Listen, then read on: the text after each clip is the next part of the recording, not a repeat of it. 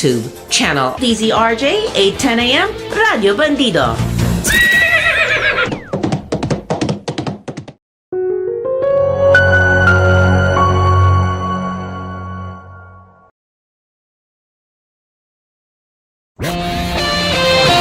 The views and comments of the hosts and guests are not necessarily those of the station.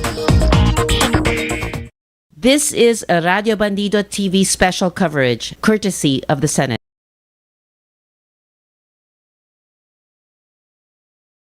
Senator Lapid, Senator Legarda, Senator Marcoleta, Senator Marcos, Senator Padilla, Senator Pangilinan, Senator Soto, Senator Tulfo Erwin, Senator Tulfo Rafi, Senator Villanueva, Senator Villar Camille, Senator Villar Mark, Senator Zubiri, Senate President Cayetano Alan is present.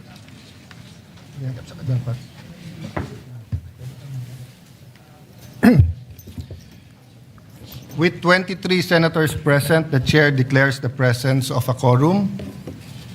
Mr. President, if I may, and before we proceed, may I just acknowledge some guests from the gallery, guests of Senator 𝗦𝗲𝗀𝗏 𝗦𝗲𝗀𝗏, athletes and coaches of the Philippine Barebow national team and their families, Ms. Mariel Padilla and the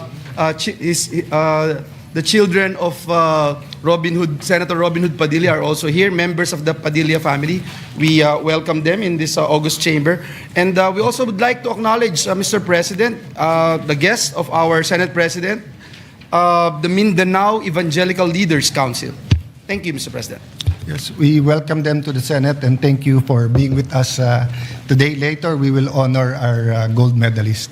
Thank you. Mr. President, I move that we dispense with the reading of the Journal of the 65th Session, May 19, 2026, and consider the same as approved. Is there any objection? Hearing none, the motion is approved. Thank you, Mr. President. Mr. President, pursuant to Rule 10, Section 13 of the Rules of the Senate, I move to elect the chairpersons of the Senate. What's the pleasure of Senator Erwin? Mr. President, just a quick manifestation, sir. Go ahead. Mr. President, I'd like to make a manifestation. What happened inside the Senate premises last week is deeply alarming, regardless of which side one stands politically. I know you will agree with me, Mr. President. Many versions of the armed confrontation are now circulating. Statements were made that the Senate was under attack, while the executive denies of any offensive operation. Some claim that the tension was triggered by the recent changes in Senate leadership.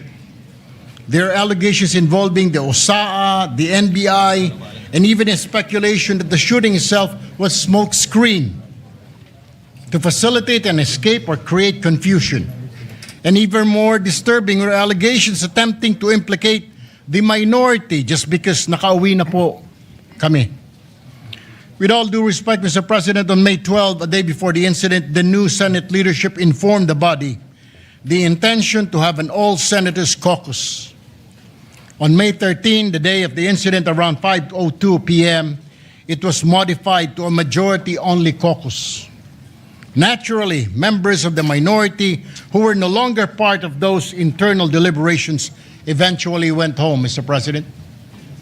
To suggest that the mere fact that some senators were responsible for what later transpired just because they had already left the premises is speculative, irresponsible, and unsupported by evidence. But beyond the conflicting narratives, let us not forget the ordinary Senate employees and staff who were caught in the middle of the chaos, mga rank and file, maintenance, security, clerk, media at iba pang empleyadong naipit lamang dahil ginagampanan po ang kanilang mga tungkulin. Yet they were the ones exposed to fear, confusion, and danger inside an institution where they should have felt secured. Some were traumatized, some feared for their safety. Mr. President, hindi po sila scapegoats at lalong hindi collateral damage. At the same time, we must recognize the larger damage caused by this incident. Mr. President, millions of Filipinos and even the whole world watched this unfold in disbelief. They saw the confusion inside one of the highest institutions of the government. They saw conflicting authorities, conflicting narratives in an atmosphere that appeared closer to disorder than democratic governance. Nakakahiya po sa totoo lang, Ginoong Pangulo. And because the public witnessed, the public deserves the truth. Nakaabang na po ang taong bayan. And they have been waiting since Monday. Una, ano ba ang legal na basihan sa pagpasok ng mga otoridad sa bisinidad ng Senado kung meron man po? Pangalawa, nagkaroon ba ito ng formal na koordinasyon sa pamunuan ng Senado bago isinagawa ang operasyon at ano ang naging direktiba ng liderato kaugnay rito? Pangatlo, ano po ang mga partikular na aksyon na nag-udyok at naging mitsa ng putukan? Meron bang provokasyon mula sa alinmang panig? At aling ahensya o sino-sinong individual ang direktang responsable sa pagpapaputok ng mga baril? Alam ko po, Ginoong Pangulo, wala po kayo roon. Bagkus kayo po ay nakasalalay lamang sa mga report na ibinibigay po sa inyo. Naintindihan ko po yun. Pangapat, anong mga hakbang ang ginawa upang masigurong ligtas po ang mga senador, mga empleyado at ang media bago at matapos maganap ang insidente? Ang panghuli, ano-anong mga ebidensya po ang nakalap upang magbigay linaw sa tunay na pangyayari? Ginoong Pangulo, when law enforcement operations intersect with the authority privileges and internal security protocols of another branch of government, there must be clarity, not confusion, restraint, not escalation. Alam ko po na may kanya-kanyang investigasyon ay sinasagawa ang Senado at NBI. But there is merit in the public outcry for an impartial, independent, and facts-based investigation. Mahalagang maituguyod po ang isang proseso na patas, transparent, at may kredibilidad sa mata ng publiko. Walang undue influence, walang haka-haka. At the end of the day, Mr. President, no camp wins when public confidence in institution is weakened. The Senate is not a venue for armed confrontation, Mr. President, or competing display of forces or political theater. It is a constitutional institution governed by law, order, and respect for due process. Hindi po drama, aksyon o comedy ang hanap ng taong bayan. They are asking for truth, accountability, and stability. And that is precisely what this institution owes them, Mr. President. Maraming salamat po, Ginoong Pangulo. In consultation, just a minute, in consultation with the Majority Leader, I will not rule that manifestation out of order because actually it is a privileged speech or it is actually a topic for personal or collective privilege. But since it's a matter of grave importance, Senator Tulfo, I share with you the sentiment of its grave importance. Myself, I'm taking prudence and waiting for all the investigations. There are resolutions filed. It will be referred to the proper committee. But of the highest order, in accordance with our rules and constitution, is always the election of our officers' organization. So unless anyone has a higher motion now, because actually members of the majority have also asked to speak on that matter. And we will allow everyone to speak on that matter, but we will proceed first with the election of our committees. Majority Leader? Minority Leader. Yeah. Minority Leader, then Senator Risa. Thank you. Thank you, Your Honor, Mr. President.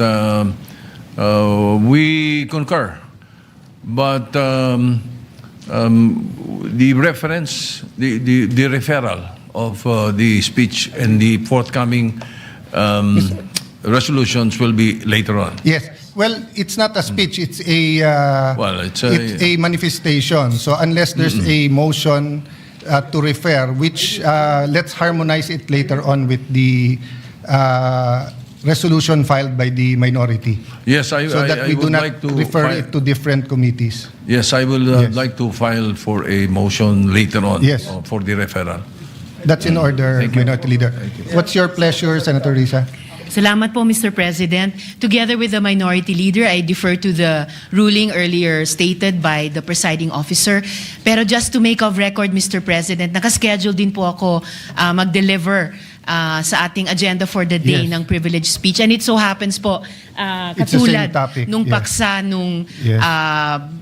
talumpati ni Senator 𝗦𝗲𝗀𝗀𝗀𝗀𝗀 and specifically moving forward from the events of last week and this week, Mr. President. Noted. So, And I look forward to being able to deliver that within today's session, Mr. President. okay. Noted. So can we go to the Yes. Thank you, Mr. election? President. Mr. Senator President, Tulfo. So unless may I this just- has to do with the election, we will defer all of those manifestations later in accordance with our rule. What is the reason that you rise, Senator Tulfo? Mr. President, manifestation of support Yeah. lang sana. Sorry, Senator, I made a ruling already supported by the... But I will go to you right after. Majority Leader, please Thank you, Mr. recognize Senator Tulfo right after Yes, Mr. President. you read the committees. Maraming Go ahead. salamat po. Yes, Mr. Ginoong President, Pangulo. with that, may I just move that we refer the manifestation of Senator 𝗦𝗲𝗀𝗀𝗀𝗀𝗀 and the manifestations that were mentioned to the Committee on Rules? We will wait for the Minority Leader when we read the... Okay. The resolution I later withdraw on. the motion, Yeah. Mr. President. Maybe we will take Yes, a quick... therefore, Mr. President, we will go now to the previous motion of this representation pursuant to Rule 10, Section 13 of the Rules of the Senate. I move to elect the chairpersons of the Senate Permanent Committees. I so move, Mr. President. Is there any objection? Hearing none, please proceed. Senator 𝗦𝗲𝗀𝗀𝗀𝗀𝗀 Cayetano as chairperson of the Committee on Accountability of Public Officers and Investigations, Vice Senator Panfilo Lacson. So move, Mr. President. Any objection? Hearing none, Senator P is hereby elected. Senator Amy Marcos, chairperson of the Committee on Foreign Relations, Vice Senator 𝗦𝗲𝗀𝗀𝗀𝗀𝗀 So move, Mr. President. Any objection? Hearing none, Senator Amy is hereby elected. Senator 𝗦𝗲𝗂𝗏 retained as chairperson of the Committee on Environment, Natural Resources, and Climate Change. So move, Mr. President. Any objection? If not, Senator 𝗦𝗏𝗃𝗏𝗃 is hereby elected to such committee. Senator 𝗦𝗲𝗏𝗃𝗏𝗃 as chairperson of the Committee on Constitutional Amendments and Revision of Codes, Vice Senator Francis Pangilinan. So move, Mr. President. Any objection? Hearing none, Senator Robin Padilla is hereby elected to that committee. Senator 𝗏𝗏𝗏𝗏𝗏 as chairperson of the Committee on Government Corporations and Public Enterprises, Vice Senator Mark Villar. So move, Mr. President. Any objection? If not, Senator Senator Camille Villar is elected to that. Mr. President, as earlier committed, Sure. Senator Raffy Yes, Tulfo would like Senator to Tulfo, take the I floor. apologize.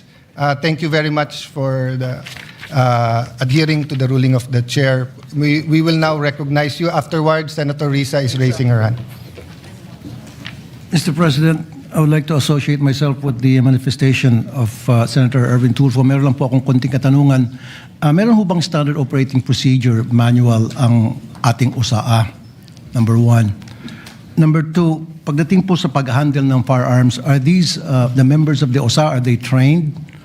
And then number three, ano-ano ho bang qualifications dito mga members ng USAA natin? Who are they?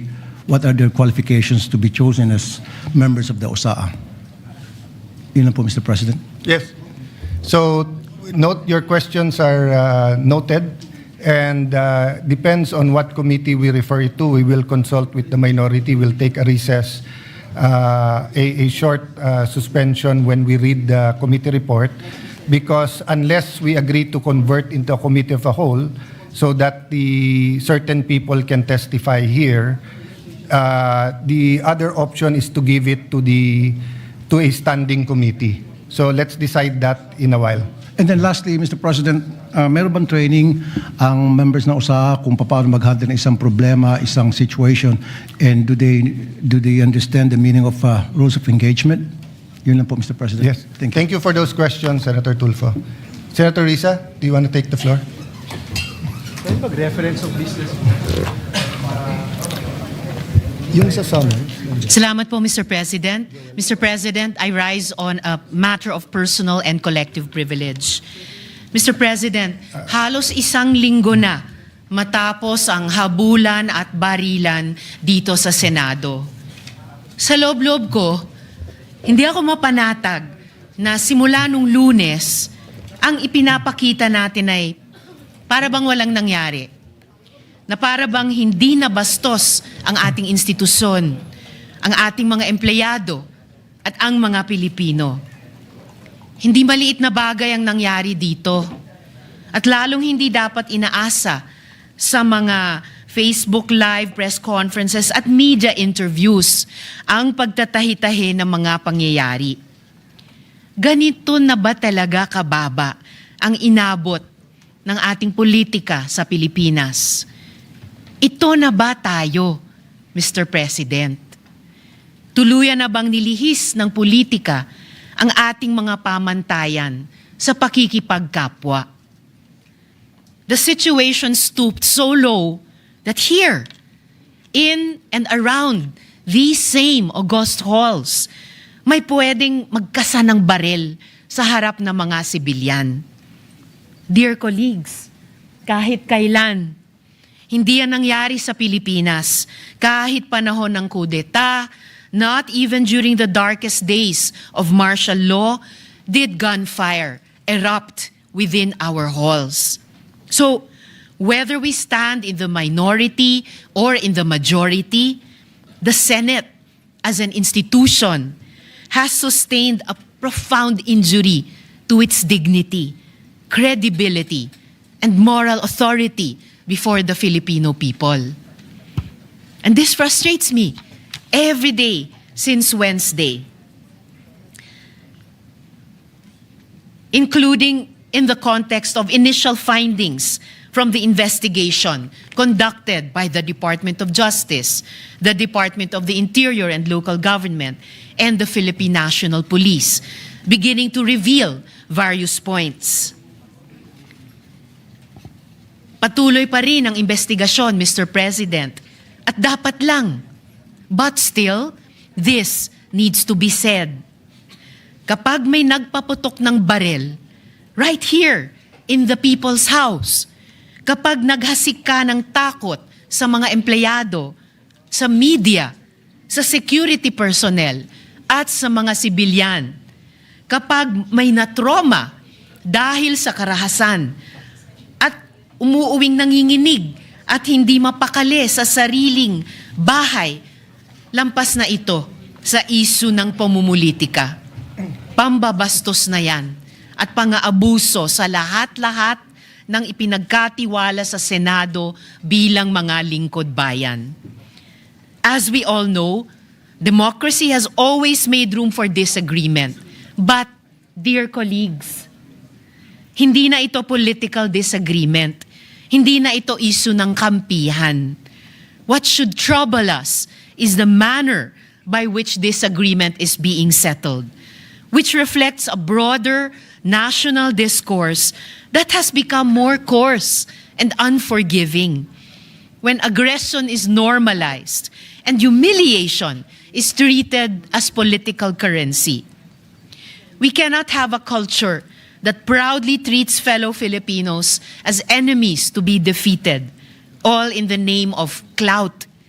Yung mga pagbabanta, pambibintang, pananakit ng damdamin, hindi yan ang dapat ginagawang sukatan ng tapang. Kahit magkakatunggali sa politika, hindi tayo dapat ganyan sa isa't isa, lalo na dito sa Senado. Hindi ito tahanan ng ganyang kababang uri ng politika. Ngayon, higit sa kailanman, dapat manaig ang ating pagka-Pilipino. I refuse to believe na tayong mga Pilipino ay mga bulag na sumusunod sa sinumang politiko.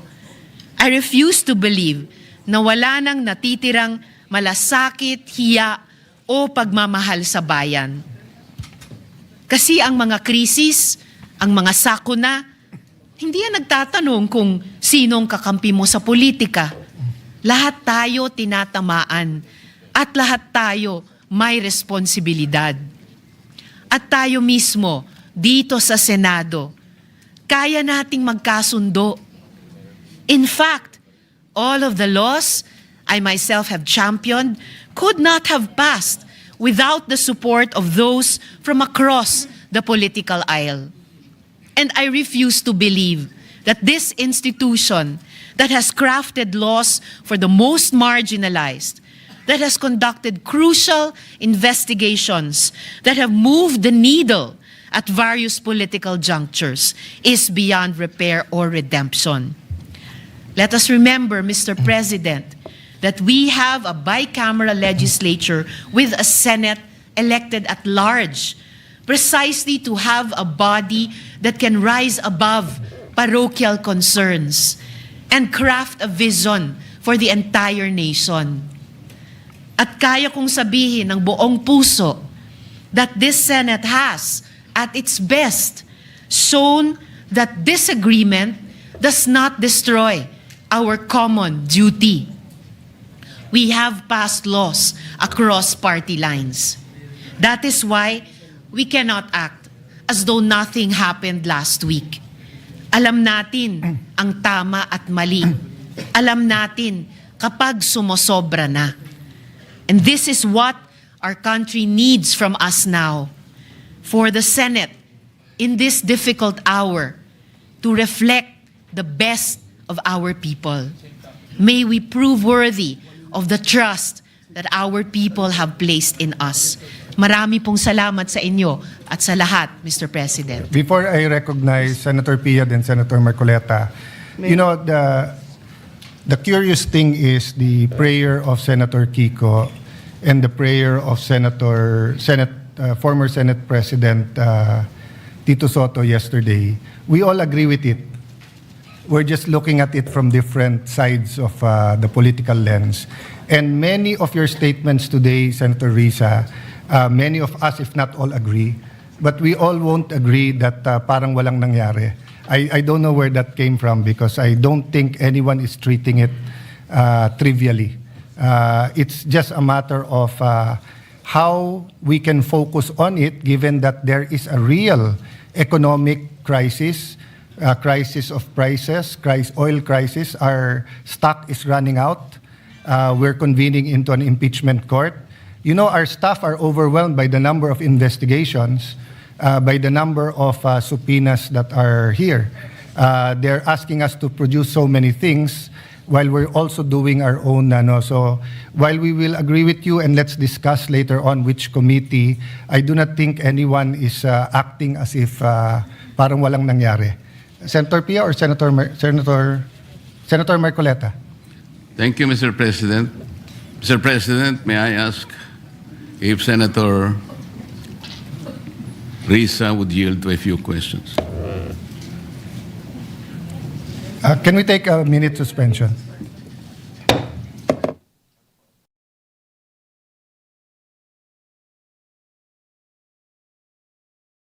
Please stay tuned. Radio Bandido TV will continue its special coverage courtesy of the Senate.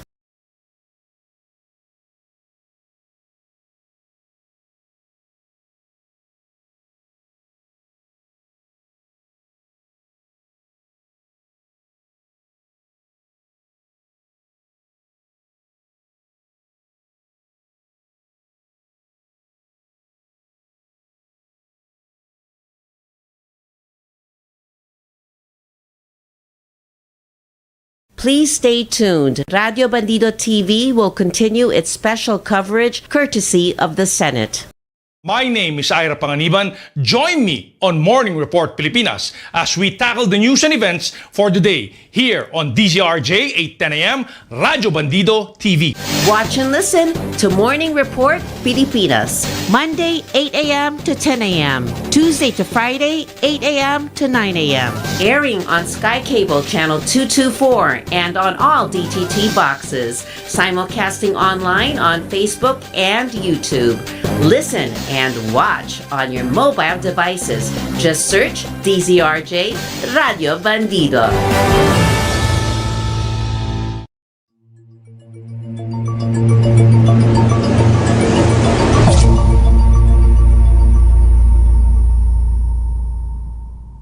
Ito po ang inyong lingkod, Tita Carmen Ignacio, na nag-aanyaya sa lahat na panoorin, pakinggan ng ating palatuntunang pulso ng sambayanan.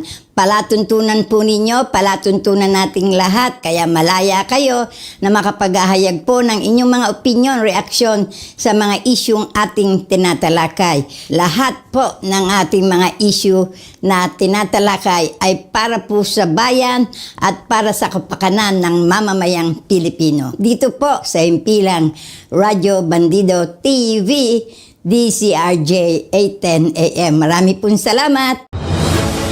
Watch and listen to Pulso ng Sambayanan, Monday to Friday from 6 a.m. to 8 a.m. Airing on Sky Cable Channel 224 and on all DTT boxes. Simulcasting online on Facebook and YouTube. Listen and watch on your mobile devices. Just search DZRJ Radio Bandido. Hello everyone, for those who are always tuning in and listening to DCRJ 810 AM Radio Bandido TV, here I am again, once again inviting you to watch and to listen also to Power to Unite with Elvira every Saturday from 5 to 6:30 p.m. Watch and listen to Power to Unite every Saturday from 5 p.m. to 6:30 p.m. Airing on Sky Cable Channel 224 and on all DTT boxes. Simulcasting online on Facebook and YouTube. Listen and watch on your mobile devices. Just search DZRJ Radio Bandido.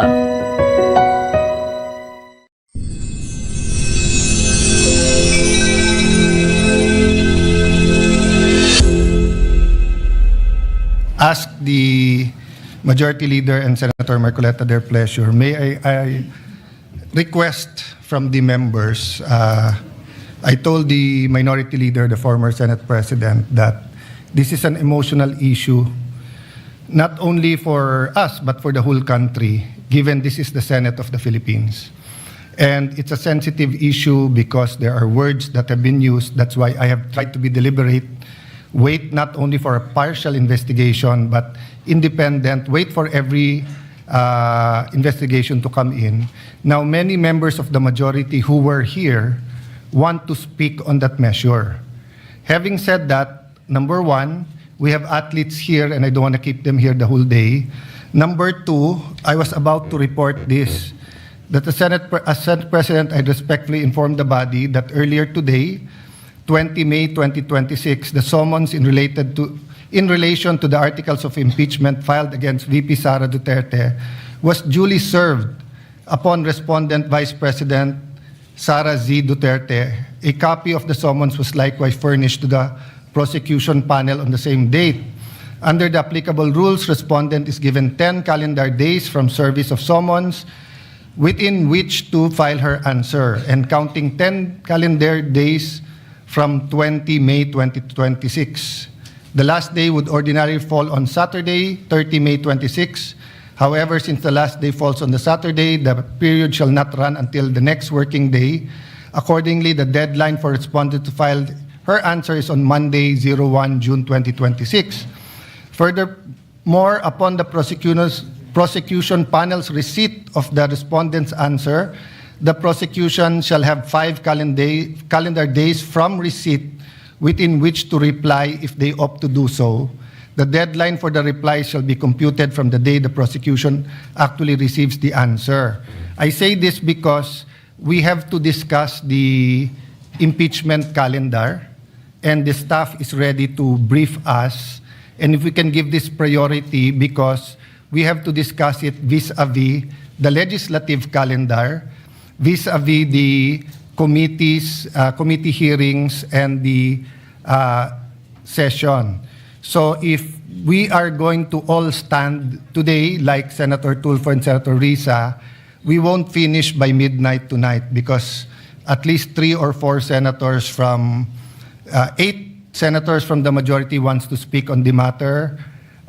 There might be, if not those who want to speak in the minority, those who want to ask questions or interpolate.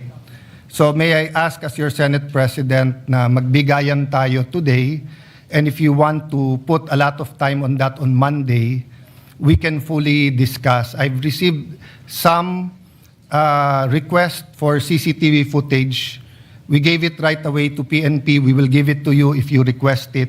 We're also requesting CCTV footages from anyone who took it, including from the media, so that we can discuss it very intelligently with, I think, 24 senators committing that this is an important issue and we will give it the much needed attention. But let's do it with prudence, deliberately.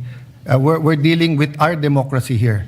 No, we're dealing with law enforcement agencies, AFP, PNP, NBI, with branches of government, the executive and the legislative. So I know we all want to speak on it today, but may we include in the caucus what committee to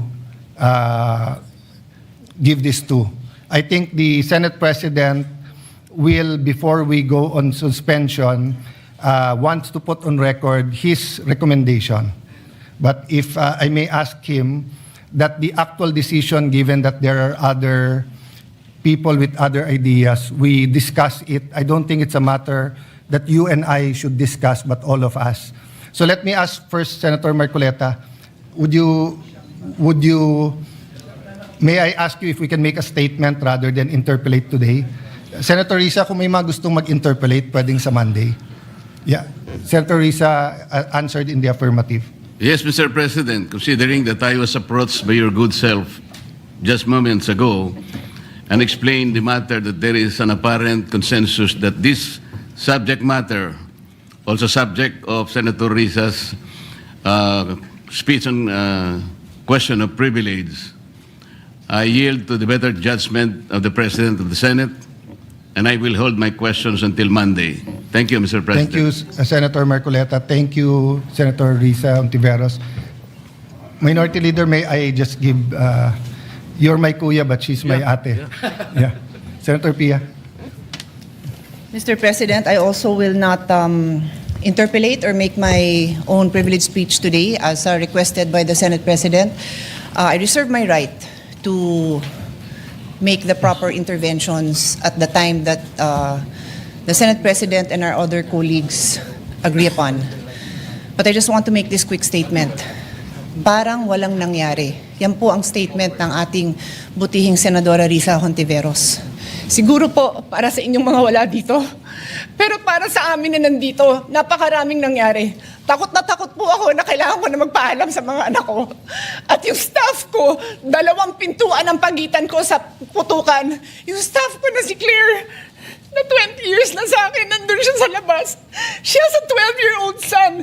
Kinuwento niya sa akin late na tumatakbo siya, hindi niya alam kung saan siya pupunta. Kaya para sabihin niyo na walang nangyari. Napakasakit para sa aming lahat na nandito. And as I said, 2 pintuan na nagpo-protect sa akin sa putukan. Pero yung media, yung Senate staff, yung hindi naman makauwi dahil sila ang security, sila ang elevator women and boys natin, nandoon po sila. So dear colleagues, napakarami nang nangyari. And one more thing, wala ho akong sinisisi. Pero nung pagkatapos ng lahat, pagtingin ko ng group natin, yung dating majority group, walang ni isa sa inyong nangamusta sa amin. Some of you I've known for 20 years, 10 years, and I didn't even hear any of you say, kumusta na kayo dyan? Napakasakit na sa akin. Sobrang sakit. So yun ang masasabi ko. Yes, I am very ready to share my story, to ask questions. Pero kung wala ho kayo dito, huwag niyong questionin yung mga nangyari sa mga nandito. Dahil nandito kami, kasama ng staff namin, Senate staff. You have your own story. I respect that. But please respect my own story. Thank you, Mr. President. Minority Leader. Mr. President, yes, of course, we sympathize with the manifestation made by Senator Pia Cayetano, but my position is merely to give a suggestion for your consideration and for the consideration of our colleagues. I think this particular issue, once culminated, should be referred to the Committee of the Whole.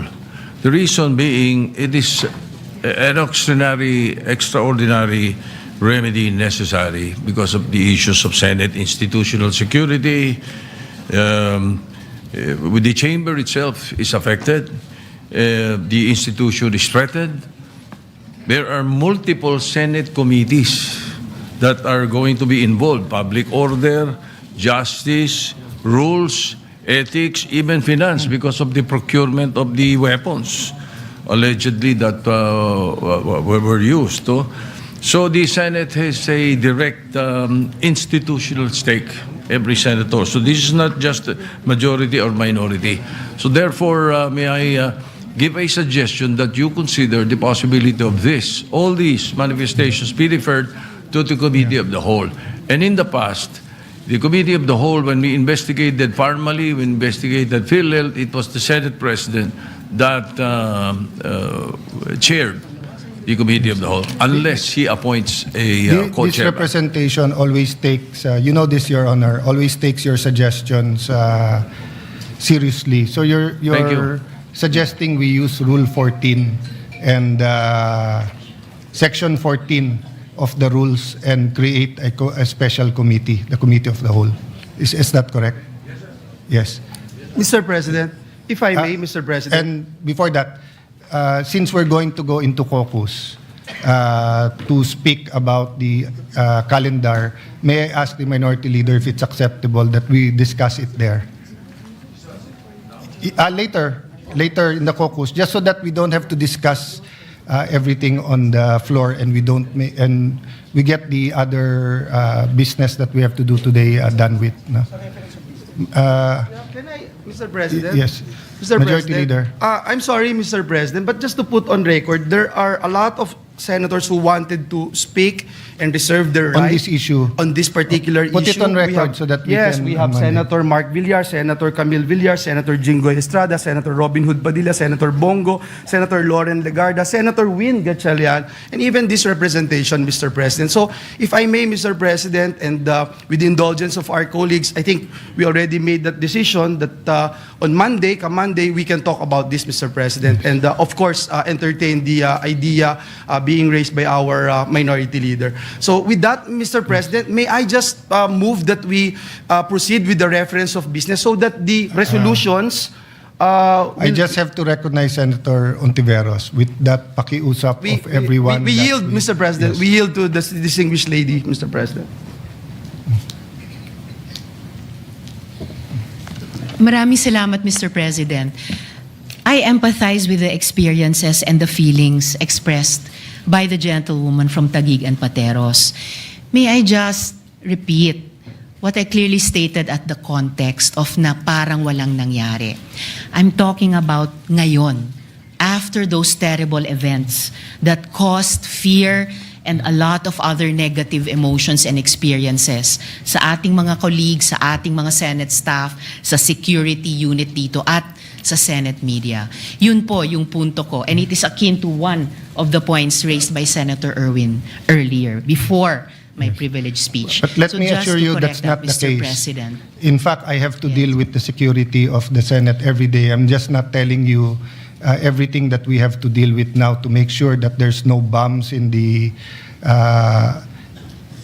in the area, just like every day except this time, and also making sure that there's no miscommunication between the executive, legislative, judiciary, and the international community. That's precisely why we are waiting for the complete investigation, because there are matters that when are discussed in public will cause more alarm and confusion rather than clarity. But that doesn't mean na parang walang nangyari lang. I think that's the point where there will be strong answers, Senator Risa.